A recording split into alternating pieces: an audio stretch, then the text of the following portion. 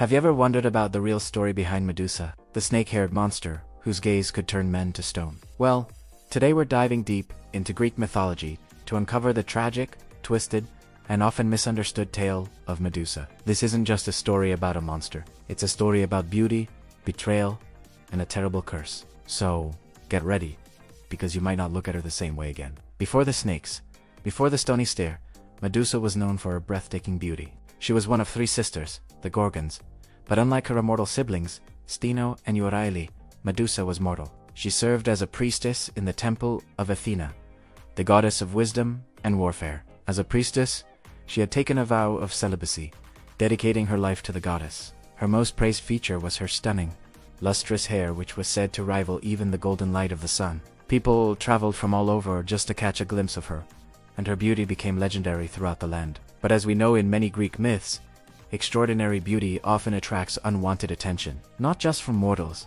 but from the gods themselves. This is where the story takes a dark turn. Poseidon, the mighty god of the sea, became infatuated with Medusa. Consumed by his desire, he pursued her relentlessly. Medusa, faithful to her vow, rejected his advances and fled to the only place she believed would be safe, the sacred temple of her patron goddess, Athena. But Poseidon showed no respect for the sanctity of the temple. He followed her inside and, depending on the version of the myth you read, he either forced himself upon her or she willingly gave in. This act of desecration, committed right on the floor of Athena's holy sanctuary, was an unforgivable insult to the goddess.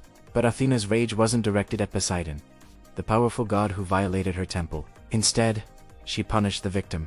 Medusa, the beautiful priestess, was transformed into a monstrous creature. Her magnificent hair, the very feature that had drawn Poseidon's attention, was turned into a writhing nest of venomous snakes. Her once lovely face became so hideous that a single glance at her would turn any living being into solid stone. Athena didn't stop there. She banished Medusa to a remote, desolate island, dooming her to a life of solitude and despair. Her own sisters, Steno and Euryale, chose to go with her, becoming the fearsome Gorgons we know from legend, forever isolated from the world. So, why did Athena punish Medusa so harshly? There are a few interpretations. Some say Athena was jealous of Medusa's beauty long before Poseidon's involvement. Others argue that as a virgin goddess, Athena was outraged by the loss of Medusa's purity within her sacred space, and saw it as a stain on her honor. The most common theory, however, is that Athena couldn't punish a powerful god like her uncle Poseidon. So, in a twisted act of justice, she punished the mortal woman, turning her into a monster to ensure no man would ever desire her again. It was a cruel form of protection, a curse designed to shield her from the male gaze by making that very gaze fatal. Years passed, and Medusa's name became a whispered horror story. She was no longer seen as the beautiful priestess, but as a terrifying monster, a threat to be eliminated. This is where our hero, Perseus, enters the tale. Perseus was the son of Zeus and the mortal princess Dan. He was sent on what was supposed to be an impossible quest by a wicked king named Polydex, who wanted Perseus out of the way so he could marry his mother. The task: to bring back the head of Medusa. It was a suicide mission. How could anyone defeat a creature whose gaze meant instant death? But Perseus was no ordinary mortal. He was a demigod, and he had help from the gods themselves. Athena, the very goddess who had cursed Medusa, ironically offered her assistance.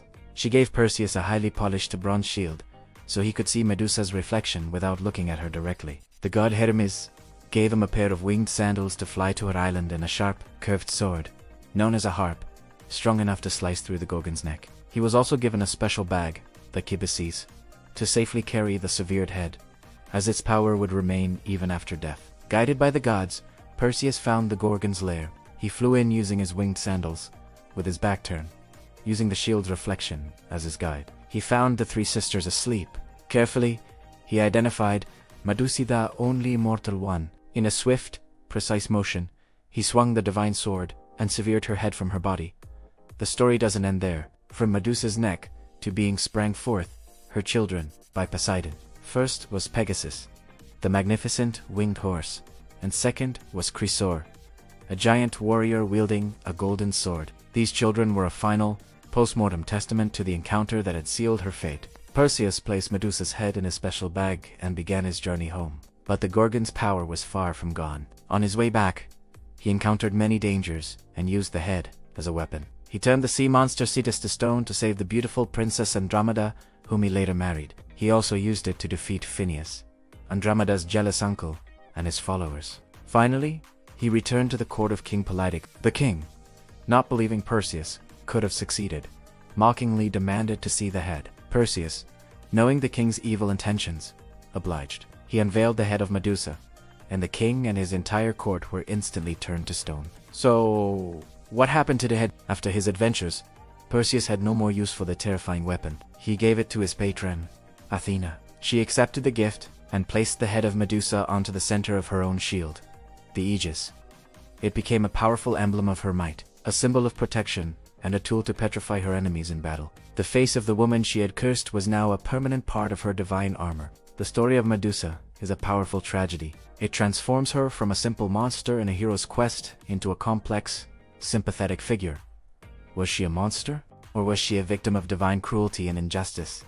Her story a cautionary tale about the abuse of power. Over the centuries, Medusa has been reinterpreted in many ways. In modern times, she has become a symbol for many feminist movements, a figure of female rage, a survivor of assault, and a protector against male violence. Her image, once a sign of terror, is now often used as a symbol of power and defiance. Her story forces us to question the black and white nature of myths. Heroes aren't always purely good, and monsters aren't always purely evil. Medusa was a beautiful maiden, a devout priestess, a victim of a god's lust, a subject of another god's jealousy, and finally, a monster created by circumstance. Her tale is a timeless reminder of the complexities of justice, power, and perception. The next time you see an image of the snake-haired Gorgon, maybe you will remember the woman she once was and the tragic path that led to her monstrous transformation. What do you think?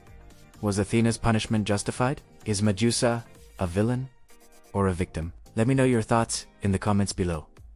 Thanks so much for watching. If you enjoyed this deep dive into Greek mythology, don't forget to like, subscribe, and hit that notification bell so you don't miss our next video. See you next time.